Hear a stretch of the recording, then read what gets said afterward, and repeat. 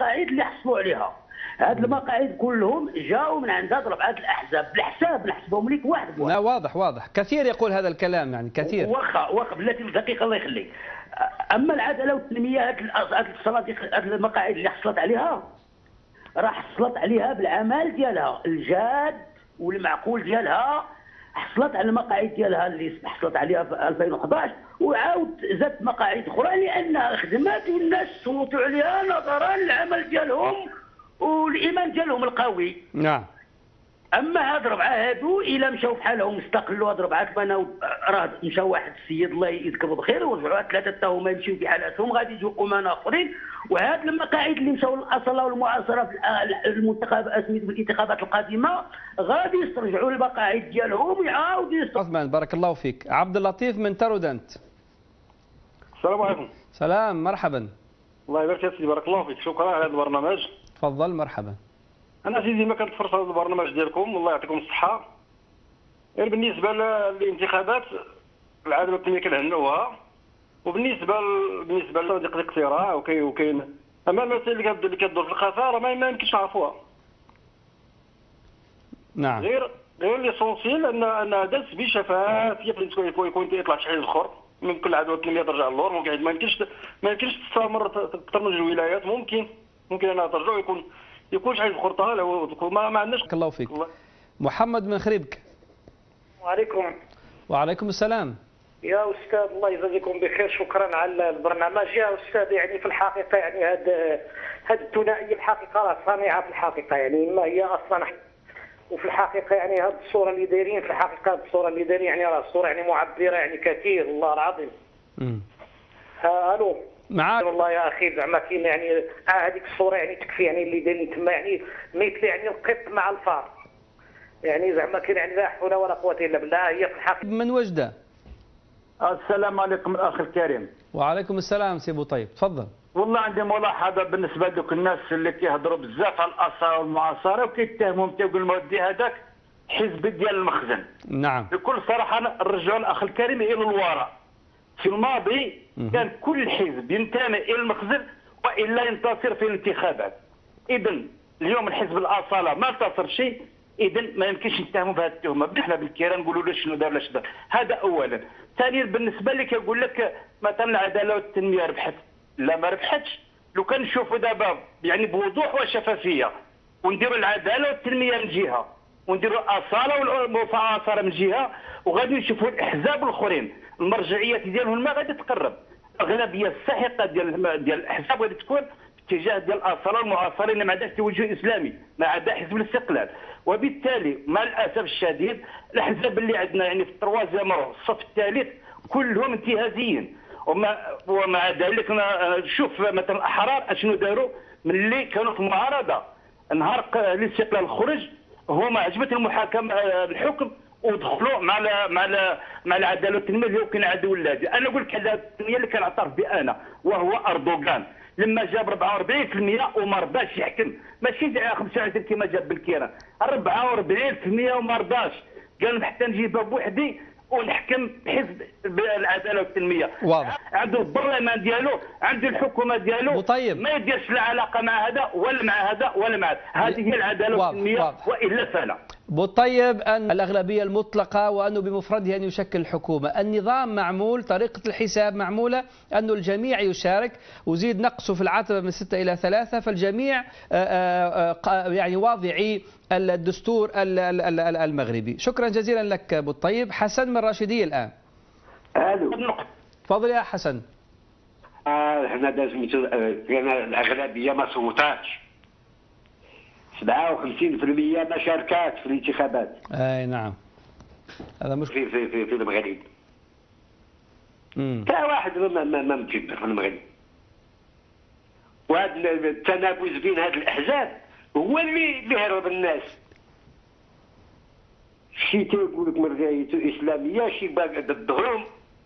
مازال حنا الديمقراطيه ديالنا فاتيه، خصنا على الاقل كيما كان تكون الامور واحد. واضح يا حسن، بارك الله فيك، شكرا جزيلا لك. الاخ مسعود من وهران الان، حدود المغربيه. مرحبا.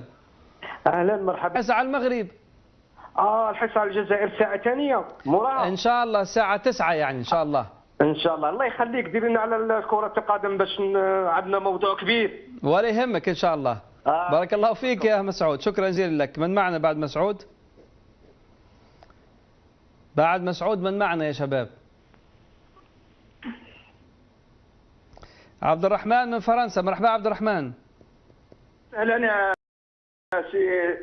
طيب ما ننتخبوش عليها، مازال ما ننتخبوش عليها. واحد العاده اللي ما ننتخبوش عليها، لو ينتخبوا المغاربه اللي ما ننتخبوش لا تفوت يعني واحد العدد يعني خيالي. هذه من جهه اخرى الاصاله والمعاصره كما قالوا الاخوان يعني صانع، طبعا صانع، لان يعني كاين شويه فلوس، كاين شويه هنا، كاين شويه هنا، كاين شويه هنا، يعني العداوه الاصاله والمعاصره لا. الاحزاب اللي هما حقيقيين هما الاستقلال والاشتراكي والجبهه. على المشاركه معنا. عبد الحميد من فرنسا الان. السلام عليكم. وعليكم السلام. يا اخي انا كنسمع التدخلات ديال المغاربه. انا اظن بان المغرب خصو يوصل للملكيه البرلمانيه، ولكن خص احزاب اللي تكون في المستوى لممارسه. الو معاك يا عبد الحميد، واصل. ما فيش ملكيه برلمانيه في المغرب على فكره. ما فيش ملكيه، ولكن هذا كاين باي احزاب ونسبه الاميه في المغرب يعني مثلا بحال الاصاله والمعاصره اللي مشاو وكثر الناس الاميه راه توصل لاعداد هائله، فاذا ما يمكنناش مثلا نجزموا بان الاصاله والمعاصره النتائج على انها موضوعيه وعلى انه حزب يعني. اما العداله والتنميه فبالعكس، اون بو دير كو البارتي نتاع العداله والتنميه هو البارتي تاع ليليت. واضح. محمد من باريس الان. محمد تفضل يا محمد، تفضل. وي السلام عليكم. انا اظن لا يمكن الحديث عن القطبيه في المغرب، لأن نظام الانتخابات يرتكز على التعددية، ولا يمكن بأي حال من الأحوال واحد السيناريو متكرر للانتخابات السابقة تاع 2015 الجماعية تقصد؟ الجماعية نفس الشيء اللي كانوا. لكن هنا يجب الإشارة لواحد المسألة، وهو أن حزب الاتحاد الاشتراكي وحزب الاستقلال ما استوعبوش الدرس اللي خداوه في الانتخابات البلدية. نعم. داك الشيء اللي كانت النتائج ديالهم تاع الانتخابات يوليو يراجعوا كل شيء المسائل اللي اندارت. اما فيما يخص حزب الاصاله المعاصره كما كنقولوا من اليسار، شي كانوا تقدميين، شي كانوا طيب. في الى الامام. المهم جابوا واحد الفسيفساء، طيب شراهم بالفلوس، الناس جابت الفيستا ديالها وتقدموا لهذا الشيء هذا. وهذا الحزب هذا تقدر حزب كيما كنسميوه احزاب تاع الاداره. طيب محمد، ما غاديش يكون عنده العمر طويل. شكرا يا محمد، بارك الله فيك. النتائج تقول ربما عكس هذا تماما، يعني الحزب ضاعف نتائجه ومقاعد. عائشه، يبدو انقطع التواصل مع الاخت عائشه في الانتظار. من معنا بعد الاخت عائشه؟ تفضل يا نور الدين. السلام عليكم ورحمة الله. وعليكم السلام. أخي أحييكم وأحيي هذه القناة. الله يحييك. نعم. وأحيي الشعب المغربي على هذه الانتخابات، وكذلك وأحييكم وأحيي القناة المغربية وأحيي الشعب المغربي. طيب نور الدين الذي دخل. نور الدين اعطينا رايك بسرعه لو سمحت، الوقت ما عادش. نعم، بالنسبه للانتخابات نعني واحيي محمد السادس.